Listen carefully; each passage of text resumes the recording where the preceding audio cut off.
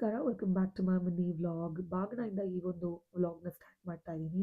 ನಾನು ನನ್ನ ಪ್ರೀವಿಯಸ್ ವ್ಲಾಗ್ಸಲ್ಲಿ ಹೇಳಿದ್ದೀನಿ, ನನ್ನ ಫೇವ್ರೆಟ್ ದೇವಸ್ಥಾನ ಗಾಯತ್ರಿ ನಗರಲ್ಲಿರೋದು ಅಟ್ಟಿಲಕಮ್ಮ ಜಲಗೇರಮ್ಮ ದೇವಸ್ಥಾನದಲ್ಲಿ ಒಂದು ಪೂಜೆ ಇಟ್ಕೊಂಡಿದ್ರು. ಏನು ಅಂದರೆ ಚಂಡಿಕಾ ಯಾಗ ಮತ್ತು ಬಾಲಕನ್ಯರ ಪೂಜೆ, ಅದರ ಜೊತೆಗೆ ಸಂಜೆ ಆ, ಕುಂಕುಮಾರ್ಚನೆ ಇತ್ತು.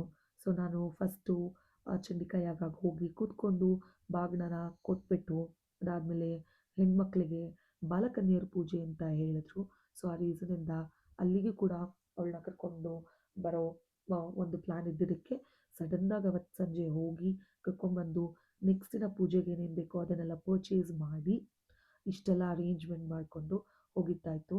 ಮನ್ಸಿಗೆ ತುಂಬ ತೃಪ್ತಿ ಆ್ಯಂಡ್ ಸಖತ್ತು ಸಂತೋಷ ಆಯಿತು ನನಗೆ. ನಮ್ಮಮ್ಮ ಹೇಳಿದ್ರು, ಇಲ್ಲ ನೀನು ಮಾಡು, ನಿನಗೆ ಡಿಫ್ರೆನ್ಸ್ ಗೊತ್ತಾಗುತ್ತೆ. ಆಷಾಢ ಮಾಸ ಅಂದರೆ ಕೊನೆ ಆಷಾಢ ಶುಕ್ರವಾರದಲ್ಲಿ ಈ ಒಂದು ಪೂಜೆ ಇದ್ದಿದ್ದು ನಮ್ಮ ದೇವಸ್ಥಾನದಲ್ಲಿ. ಸೊ ಅವಳಿಗೆ ಏನು ಇಷ್ಟ ಆಯಿತೋ ಇಲ್ವೋ ಗೊತ್ತಿಲ್ಲ, ಅವಳಿಗೆ ಲಾಸ್ಟಲ್ಲಿ ಸಿಕ್ಕಿದ ಗಿಫ್ಟ್ಸ್ ಅಂತೂ ತುಂಬ ಇಷ್ಟ ಆಯಿತು. ಸೊ ನನಗೂ ಅವಳನ್ನ ಕರ್ಕೊಂಡ್ಬಂದಿದ್ದು ಸಖತ್ತು ಮನ್ಸು ತೃಪ್ತಿ ಅನ್ನಿಸ್ತು. ಆ್ಯಂಡ್ ನಾನು ಕೂತ್ಕೊಂಡು ಮಾಡಿದ ಪೂಜೆನೂ ನನಗೆ ಅಷ್ಟೇ ತೃಪ್ತಿ ಅನ್ನಿಸ್ತು. ಆ್ಯಂಡ್ ಬಾಗಿನ ಕೊಡ್ಬೇಕಾದ್ರೆ ಕೊಡೋ ಫೀಲಿಂಗೇ ಬೇರೆ.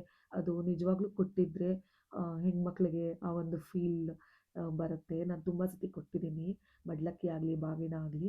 ಸಖತ್ ಖುಷಿ ಆಯಿತು. ಆಮೇಲೆ ದೇವಸ್ಥಾನದಲ್ಲಿ ಯಾವುದೋ ಒಂದು ಪೂಜೆ ನಡೆಸ್ತಾ ಇದ್ರು. ಸೊ ಸಂಜೆ ಬನ್ನಿ ಅಂತ ಹೇಳಿದ ರೀಸನಿಂದ ತಿರ್ಗಾ ಮನೆಗೆ ವಾಪಸ್ ಬಂದು ಆ, ಆಮೇಲೆ ನಾನು ಕುಂಕುಮಾರ್ಚನೆಗೆ ಹೋಗಿದ್ದು. ಕೆಲವೊಂದನ್ನು ವ್ಲಾಗ್ ಮಾಡೋಕ್ಕಾಗಿಲ್ಲ, ನಾನು ಸ್ವಲ್ಪ ಲೇಟಾಗಿ ಹೋಗಿದ್ದೆ ಅವತ್ತು ಕುಂಕುಮಾರ್ಚನೆಗೆ.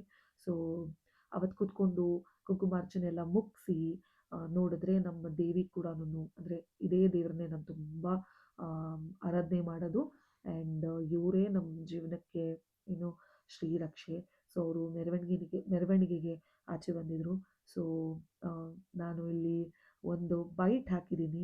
ಈ ವ್ಲಾಗ್ ಇಷ್ಟ ಆದರೆ ಲೈಕ್ ಮಾಡಿ. Thank you so much.